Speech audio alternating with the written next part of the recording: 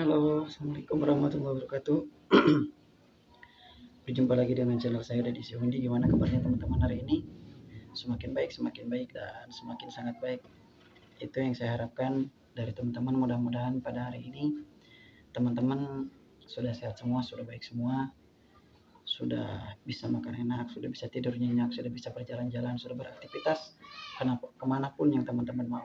Oke teman-teman, ya teman-teman yang belum bergabung dengan channel saya, silahkan di subscribe dulu channel saya, kemudian dibunyikan notifikasinya, loncengnya gitu kan. Kemudian ya silahkan teman-teman di share video ini jika teman-teman ya video ini bermanfaat untuk teman gitu kan. Oke teman-teman, terima kasih yang sudah mendukung channel ini sampai berkembang, dan alhamdulillah saya sudah punya 5.149 subscriber pada saat ini, dan mudah-mudahan besok menjadi 30.000. Amin ya, amin. Oke, gitu ya. Dan pada teman-teman yang baru menemukan video saya, jangan lupa untuk di subscribe dulu ya. Subscribe, karena subscribe itu gratis gitu kan, tanpa dipungut biaya. Tapi mudah-mudahan video ini bermanfaat untuk teman-teman. Oke teman-teman, kali ini kita ngomongin satu pepatah di dalam buku ilmu kejiwaan yang saya baca. Jadi ketika jiwa kita terganggu, maka saat itulah fisik kita bermasalah. Jadi betul teman-teman ya, ketika kita setelah terkena anxiety disorder ini ataupun psikosomatis ini, banyak yang bertanya kepada saya, kenapa ya bang, katanya, saya itu perut sudah enak, makan sudah enak, tapi kenapa masih timbul sensasi? Saya tanya, masih punya kecemasan? Masih.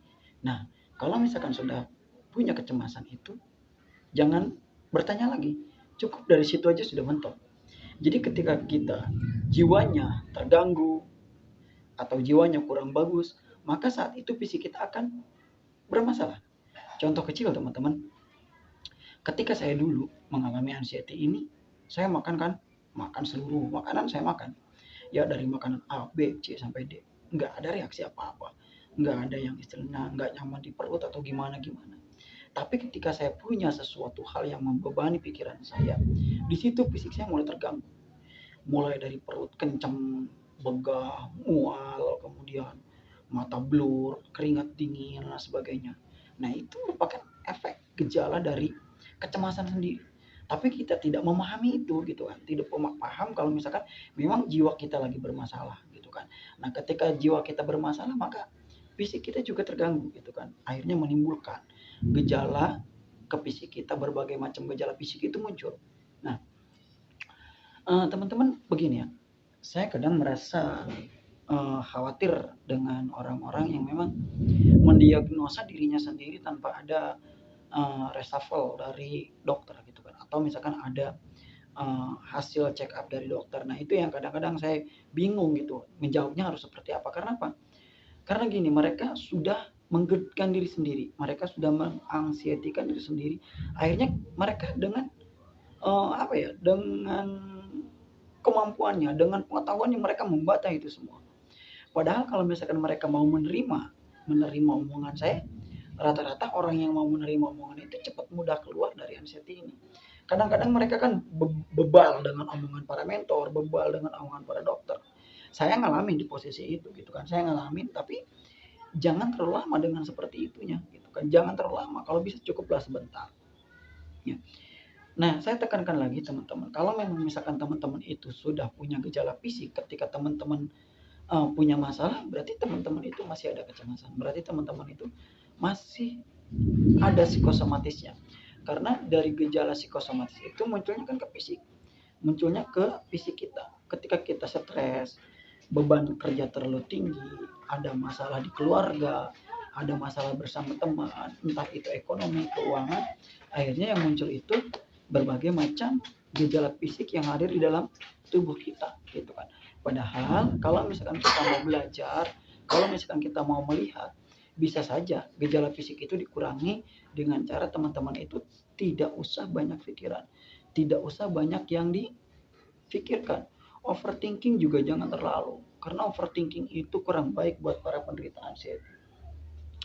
Nah, dari situ teman-teman cobalah belajar meregap diri teman-teman. Sejauh mana teman-teman ini kecemasannya berkurang.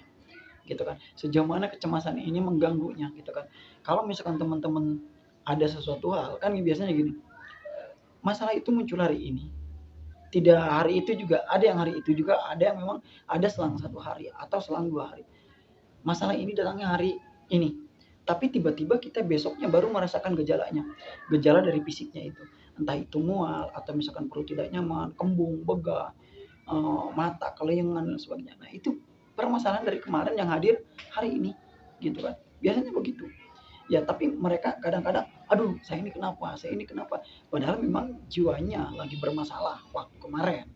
Sekarang coba aja teman-teman bawa happy, setelah dibawa happy biasanya permasalahan itu akan hilang gitu kan, sensasinya juga akan berkurang. Contoh, saya 2 hari ini, bukan 2 hari ini seringnya, 3 hari 4 hari gitu kan, saya curiga sama mie itu kata saya bisa menyebabkan kan lambung kumat. Saya coba makan mie, udah dulu yang dulu itu ternyata nggak masalah gitu kan. Nggak masalah saya makan mie, makan apa nggak masalah.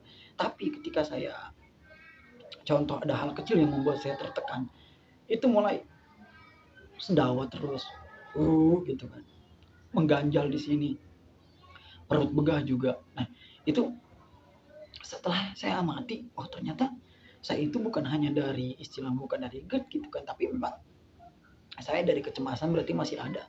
Tapi setelah saya pikir-pikir, flashback jauh ke belakang sebelum tahun 2017, 2016 ke sana, ketika saya beban masalah terlalu tinggi, saya pernah bikin status di Facebook tahun 2013. Saya bikin status Facebook di sini. Begini status Facebook saya. Pekerjaan saya terlalu berat, akhirnya menyebabkan fisik saya terganggu. Nah, jadi gitu, ketika memang jiwa kita memang lagi banyak pikiran, banyak beban, terjadi kurang komunikasi antara atau misalkan salah komunikasi, menyebabkan ke fisik kita terganggu. Jadi teman-teman jangan kaget ya, jangan kaget, jangan bingung kalau misalkan pikiran teman-teman lagi rumet, lagi misalkan banyak sesuatu hal yang difikirkan, menimbulkan efek ataupun gejala-gejala yang masuk ke dalam tubuh kita. Itu nggak masalah, itu nggak jadi perlu pikiran buat teman-teman. Justru semakin kita dipikirkan, nanti akan kita semakin terbebani dengan apa yang dirasakan oleh kita, yang justru menambah